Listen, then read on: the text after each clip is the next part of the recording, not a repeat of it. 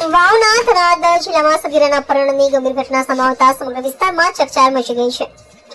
થોડા દિવસો પહેલા થરાદ તાલુકાના એક ગામમાં સગીરાને બદીરાદાથી લઈ જવામાં આવી હતી. પરિવારજનો દ્વારા થરાદ પોલીસને જાણ કરાતા જ પોલીસ તંત્ર હરકતમાં આવ્યું હતું. પોલીસે તરત જ તપાસનો દોર શરૂ કરી સગીરા સાથે થયેલી ઘટનાની દરેક દિશામાં તપાસ હાથ ધરી.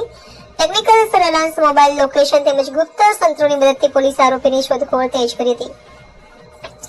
કેટલાક દિવસોની મક્કમ મહેનત બાદ પોલીસને મળેલી ચોક્કસ માહિતીના આધારે આરોપી સુધી પહોંચવામાં સફળતા મળી. પોલીસે ઇન્દ્ર ઉર્ફે ઇન્દ્રસિંહ રાજપૂત મૂળ ઢીમા પરંતુ હાલમાં પિલુડાવાળા વિસ્તારમાં રહેતા શખ્સને ઝડપી પાડ્યો છે. પોલીસે તેની અટકાયત બાદ પ્રાથમિક પૂછપરછ હાથ ધરી, જેમાં આરોપી દ્વારા સગીરાનું અપહરણ કરી ઇરાદાથી લઈ જવાનું સ્વીકારવામાં આવ્યું હોવાનું સૂત્રો જણાવે છે. થરાદ પોલીસે આરોપી વિરુદ્ધ અપહરણની ઘટના કલમો સાથે પોસ્કો એક્ટ હેઠળ ગુનો નોંધ્યો છે.